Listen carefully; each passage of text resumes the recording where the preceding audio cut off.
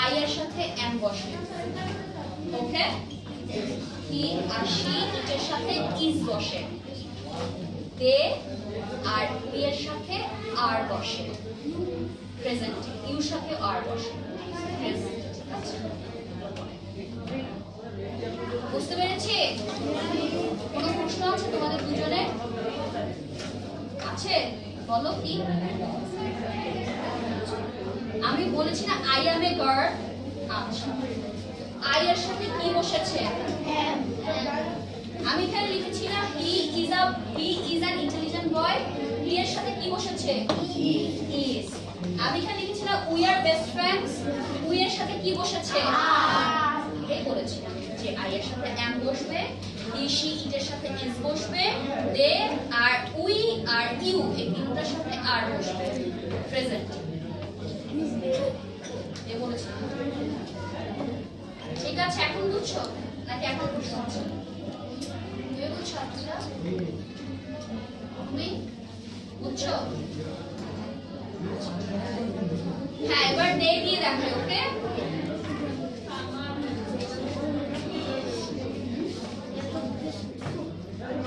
Day বুঝলেও অনেকে বুঝে নাই।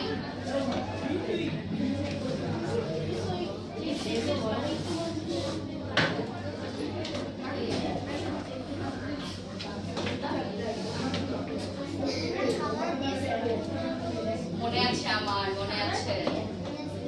কালার দিয়েছে, কেউ বলবে না। যাকে জিজ্ঞেস করবো শুধুমাত্র সে বলবে, যে উত্তর দেবে তাকে ভাবের আস্থানে পাঠাবো। অভিক আর সাকিনের মধ্যে আমি কিন্তু নাই।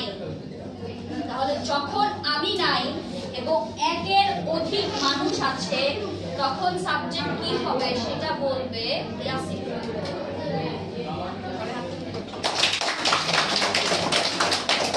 তাহলে এখানে সেন্টেন্সটা কি হবে ইয়াসিন?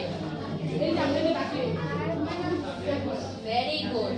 তাহলে এখানে হবে দে আর গুড ফ্রেন্ডস। ক্লিয়ার? একদম ক্লিয়ার? এনি কোশ্চেন জাবির? বুঝতে পারছো না? মাথা ঘুরতে গেছে। আমার দিকে তাকাও, ওদিকে বুঝছো নাই? বুঝছো? পড়ো না কেন? ওকে, যদি কোনো word quality, quantity, number, situation এই চারটা জিনিস এক্সপ্রেস করে তাহলে তাকে আমরা অ্যাডজেক্টিভ বলি। বাংলায় বলছি, আবার ইংলিশে বলছি, এবার বাংলায় বলছি। যদি কোনো শব্দ, কোনো বস্তু বা প্রাণীর দোষ, গুণ, সংখ্যা, অবস্থা, পরিমাণ প্রকাশ করে তাহলে সেই শব্দটা হচ্ছে অ্যাডজেক্টিভ। বাংলায় যেটাকে আমরা বলি বিশেষণ। ঠিক আছে? বুঝাতে পেরেছি? আবারও রিপিট করছি, প্রথমে ইংলিশে বলবো দেন বাংলায় বলবো। ঠিক আছে? যদি কোনো word, if any word expresses about animal or any object his quality, quantity, number, situation, then the word will be adjective. Clear? In Bangla, যদি কোনো শব্দ, কোনো প্রাণী অথবা বস্তুর দোষ, গুণ, অবস্থা, সংখ্যা, পরিমাণ এই পাঁচটা জিনিস প্রকাশ করে তাহলে সেই শব্দটা হবে অ্যাডজেক্টিভ বা বিশেষণ। সকল প্রাণী এবং বস্তু, সকল প্রাণী এবং বস্তু। ইংলিশে আবার বলবো। কোয়ান্টিটি, আচ্ছা, কোয়ালিটি মানে হচ্ছে দোষ গুণ, কোয়ান্টিটি মানে হচ্ছে পরিমাণ, সিচুয়েশন মানে হচ্ছে অবস্থা, নাম্বার মানে হচ্ছে সংখ্যা। ক্লিয়ার? আমার মনে হয় কোনো প্রবলেম থাকার কথা না। ইয়েস, কিছু বলবে? আচ্ছা, বুঝাচ্ছি।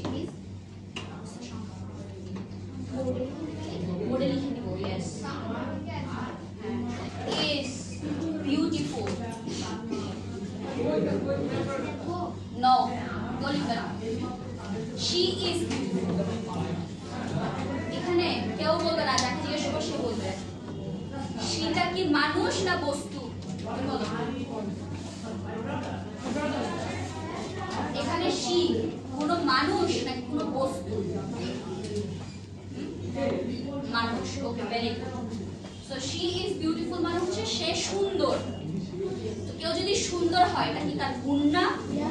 তাহলে আমি কি বলেছিলাম যে শব্দ দ্বারা কোনো বস্তু বা প্রাণীর গুণ প্রকাশ পাবে, সেটাই অ্যাডজেক্টিভ।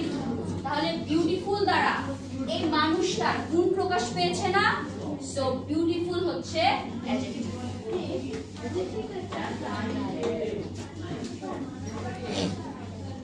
প্রাণী আর বস্তু, মানুষ তো প্রাণী, সো প্রাণী আর বস্তুই হবে। বুঝতে পেরেছি? এটা কি বুঝেছো যে বিউটিফুল কেন অ্যাডজেক্টিভ? তুমি বুঝছো? জানাই। আচ্ছা, কে বুঝে না यार? অনিশা বুঝছো না? নাম্বার দ্বারা ওর অবস্থা প্রকাশ পেয়েছে না যে ওর বয়স কত বছর। সো এই 10টা হচ্ছে অ্যাডজেক্টিভ। ও এখনো মনোযোগ দেয় নাই। আমি যদি এখন জিজ্ঞেস করি আমি কি বলেছো বলতে পারো? প্লিজ 10। এটা কিন্তু হবে না, কারণ আপেলের কিন্তু 10 বছর, আপেলের বছরই হয় না। ঠিক আছে, আপেলের কি বছর হয়? আর আমি যদি বলি there are 10 apples, মানে এখানে 10টা আপেল আছে। কয়টা আপেল আছে? 10টা না? অবস্থা বুঝিয়েছে না, নাম্বার বুঝিয়েছে না?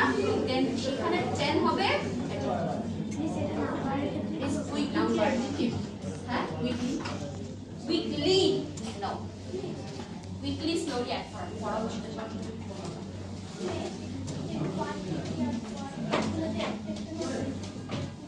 আচ্ছা, আমি আগে এক্সাম্পলস দেই। এটা হবে there are 10 cows। হ্যাঁ হবে, এই 10টা হবে। হ্যাঁ, কোয়ান্টিটি পরিমাণ। এটা নাম্বার হবে নাকি কোয়ান্টিটি নাম্বার, পরিমাণ। নাম্বার হচ্ছে সংখ্যা, কোয়ান্টিটি হচ্ছে পরিমাণ, কোয়ালিটি হচ্ছে দ্রব্য, সিচুয়েশন হচ্ছে অবস্থা। নাম্বার কোয়ালিটি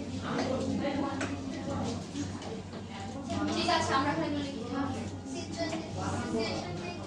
এগুলো তো আমার সিচুয়েশন। আচ্ছা, এগুলো তোমার কাছে কিভাবে আসলো রায়া? তুমি এগুলো পেয়েছো?